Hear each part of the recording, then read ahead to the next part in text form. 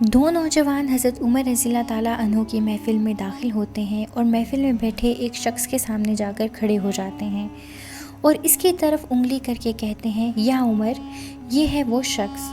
عمر رضی اللہ تعالیٰ عنہ ان سے پوچھتے ہیں، کیا کیا ہے اس شخص نے؟ یا امیر المؤمنین، اس نے ہمارے باپ کو قتل کیا ہے۔ عمر رضی اللہ تعالیٰ عنہ پوچھتے ہیں، کیا کہہ رہے ہو؟ اس نے تمہارے باپ کو قتل کیا ہے؟ عمر رضی اللہ تعالیٰ عنہ اس شخص سے مخاطب ہو کر پوچھتے ہیں، کیا تو نے ان کے باپ کو قتل کیا ہے؟ وہ شخص کہتا ہے، ہاں امیر المؤمنین، مجھ سے قتل ہو گیا ہے ان کے باپ کا۔ حضرت عمر رضی اللہ تعالیٰ عنہ پوچھتے ہیں، کس طرح قتل ہوا ہے؟ وہ شخص کہتا ہے، یا عمر، ان کا باپ اپنے اونٹ سمیت میرے کھیت میں داخل ہو گیا تھا، میں نے منع کیا، وہ باز نہ آیا تو میں نے ایک پتھر دے مارا جو سیدھا اس کے سر میں لگا اور وہ موقع پر مر گیا۔ عمر رضی اللہ تعالیٰ عنہ کہتے ہیں، پھر تو قصاص دینا پڑے گا اور اس کی سزا موت ہے۔ نہ فیصلہ لکھنے کی ضرورت، اور فیصلہ بھی ایسا اٹل کہ جس پر کسی بحث و مباحثے کی بھی گنجائش نہیں۔ نہ ہی اس شخص سے اس کے کیے کے بارے میں کوئی سوال کیا گیا ہے، نہ ہی یہ پوچھا گیا ہے کہ تعلق کس قدر شریف خاندان سے ہے، اور نہ ہی یہ پوچھنے کی ضرورت محسوس کی گئی ہے کہ تعلق کس معزز قبیلے سے تو نہیں۔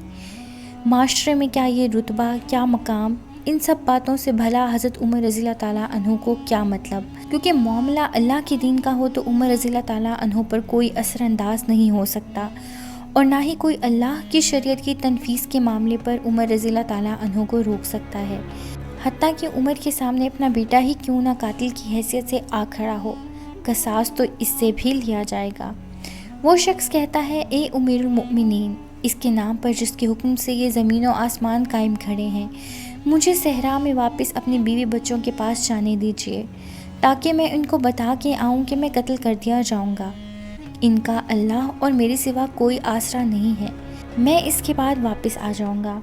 عمر رضی اللہ تعالیٰ عنہ کہتے ہیں، کون تیری ضمانت دے گا کہ تو صحرا میں جا کر واپس بھی آ جائے گا؟ مجمع پر ایک خاموشی چھا جاتی ہے۔ کوئی بھی تو ایسا نہیں ہے جو اس کا نام تک بھی جانتا ہو۔ اس کے قبیلے، خیمے یا گھر وغیرہ کے بارے میں جاننے کا معاملہ تو بعد کی بات ہے، کون ضمانت دے اس کی؟ کیا یہ 10 درہم کے ادھار یا زمین کے ٹکڑے یا کسی اونٹ کے سودے کی ضمانت کا معاملہ ہے؟ ادھر تو ایک گردن کی ضمانت دینے کی بات ہے جسے تلوار سے اڑا دیا جانا ہے، اور کوئی بھی تو ایسا نہیں ہے جو اللہ کی شریعت کی تنفیذ کے معاملے پر عمر رضی اللہ تعالیٰ عنہ سے اعتراض کرے یا پھر اس شخص کی سفارش کے لیے ہی کھڑا ہو جائے، اور کوئی بھی نہیں ہو سکتا جو سفارشی بننے کی سوچ سکے۔ محفل میں موجود صحابہ پر ایک خاموشی سی چھا گئی ہے۔ اس صورتحال سے خود عمر رضی اللہ تعالیٰ عنہ بھی متاثر ہیں، کیونکہ اس شخص کی حالت نے سب کو ہی حیرت میں ڈال کر رکھ دیا ہے۔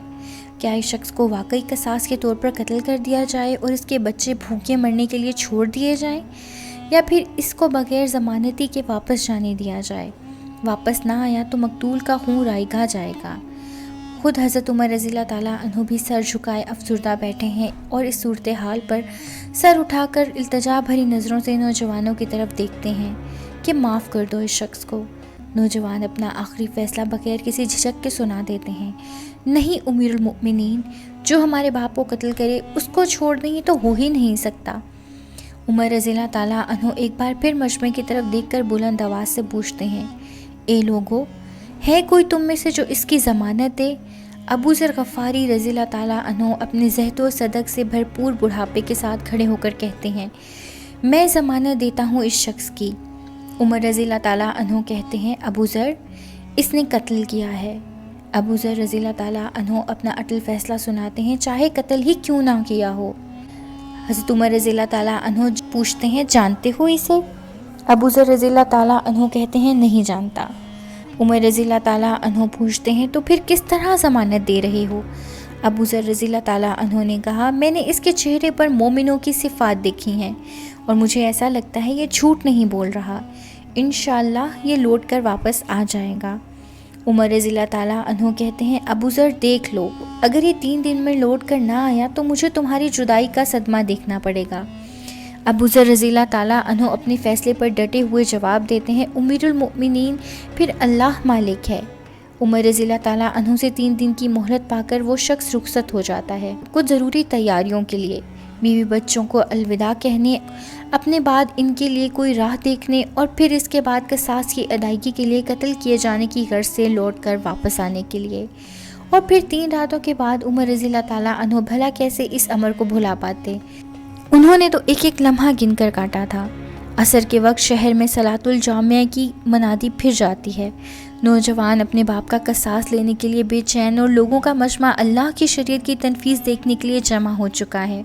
ابو ذر رضی اللہ تعالیٰ عنہ بھی تشریف لاتے ہیں اور آ کر عمر رضی اللہ تعالیٰ عنہ کے سامنے بیٹھ جاتے ہیں۔ عمر رضی اللہ تعالیٰ عنہ سوال کرتے ہیں، کدھر ہے وہ آدمی؟ ابو ذر رضی اللہ تعالیٰ عنہ مختصراً جواب دیتے ہیں، مجھے کوئی پتہ نہیں ہے یا امیر المؤمنین۔ ابو ذر رضی اللہ تعالیٰ عنہ آسمان کی طرف دیکھتے ہیں جدھر سورج ڈوبنے کی جلدی میں معمول سے زیادہ تیزی کے ساتھ جاتا دکھائی دے رہا ہے۔ محفل میں ہو کا عالم ہے، اللہ کے سوا کوئی نہیں جانتا کہ آج کیا ہونے جا رہا ہے۔ یہ سچ ہے کہ ابو ذر رضی اللہ تعالیٰ عنہ عمر رضی اللہ تعالیٰ عنہ کے دل میں بستے ہیں۔ عمر رضی اللہ تعالیٰ عنہ سے ان کے جسم کا ٹکڑا مانگیں تو عمر رضی اللہ تعالیٰ عنہ دیر نہ کریں اور کاٹ کر ابو ذر کے حوالے کر دیں۔ لیکن ادھر معاملہ شریعت کا ہے، اللہ کے احکامات کی بجا آوری کا ہے۔ کوئی کھیل تماشا نہیں ہونے جا رہا، نہ ہی کسی کی صلاحیت یا حیثیت کی پیمائش ہو رہی ہے۔ حالات و واقعات کے مطابق نہیں اور نہ ہی زمان و مکان کو بیچ میں لایا جانا ہے۔ قاتل نہیں آتا تو ضامن کی گردن جاتی نظر آ رہی ہے۔ مغرب سے چند لمحات پہلے وہ شخص آ جاتا ہے۔ بے ساختہ حضرت عمر رضی اللہ تعالیٰ عنہ کے منہ سے اللہ اکبر کی صدا نکلتی ہے، ساتھ ہی مجمع بھی اللہ اکبر کا ایک بھرپور نعرہ لگاتا ہے۔ عمر رضی اللہ تعالیٰ عنہ اس شخص سے مخاطب ہو کر کہتے ہیں، اے شخص، اگر تو لوٹ کر نہ بھی آتا تو ہم نے تیرا کیا ہی کر لینا تھا؟ نہ ہی تیرا کوئی گھر جانتا تھا اور نہ ہی کوئی تیرا پتہ جانتا تھا۔ وہ بولا، امیر المؤمنین، اللہ کی قسم بات آپ کی نہیں ہے، بات اس ذات کی ہے جو سب ظاہر و پوشیدہ کے بارے میں جانتا ہے۔ دیکھ لیجئے میں آ گیا ہوں، اپنے بچوں کو پرندوں کے چوزوں کی طرح صحرا میں تنہا چھوڑ کر، جدھر نہ درخت کا سایہ ہے اور نہ ہی پانی کا نام و نشان۔ میں قتل کر دیے جانے کے لیے حاضر ہوں۔ مجھے بس یہ ڈر تھا کہیں کوئی یہ نہ کہہ دے کہ اب لوگوں میں سے وعدوں کا افاع ہی اٹھ گیا ہے۔ عمر رضی اللہ تعالیٰ عنہ نے ابو ذر رضی اللہ تعالیٰ عنہ کی طرف رخ کر کے پوچھا، ابو ذر، تو نے کس بنا پر اس کی ضمانت دی تھی؟ ابو ذر رضی اللہ تعالیٰ عنہ نے کہا، اے عمر، مجھے اس بات کا ڈر تھا کہیں کوئی یہ نہ کہہ دے کہ اب لوگوں سے خیر ہی اٹھا لی گئی ہے۔ سیدنا عمر رضی اللہ تعالیٰ عنہ نے ایک لمحے کے لیے توقف کیا اور پھر ان 2 نوجوانوں سے پوچھا کہ کیا کہتے ہو اب؟ نوجوانوں نے جن کا باپ مرا تھا روتے ہوئے کہا، اے امیر المؤمنین، ہم اس کی صداقت کی وجہ سے اسے معاف کرتے ہیں۔ ہمیں اس بات کا ڈر ہے کہ کہیں کوئی یہ نہ کہہ دے کہ اب لوگوں میں سے عفو و درگزر ہی اٹھا لیا گیا ہے۔ عمر رضی اللہ تعالیٰ عنہ اللہ اکبر پکار اٹھے اور آنسو ان کی داڑھی کو تر کرتے ہوئے نیچے گرنے لگے اور فرمایا، اے نوجوانوں، تمہارے عفو و درگزر پر اللہ تمہیں جزائے خیر دے۔ اے ابو ذر، اللہ تجھے اس شخص کی مصیبت میں مدد پر جزائے خیر دے، اور اے شخص، اللہ تجھے اس وفائے عہد و صداقت پر جزائے خیر دے، اور اے امیر المؤمنین، اللہ تجھے تیرے عدل اور رحم دلی پر جزائے خیر دے۔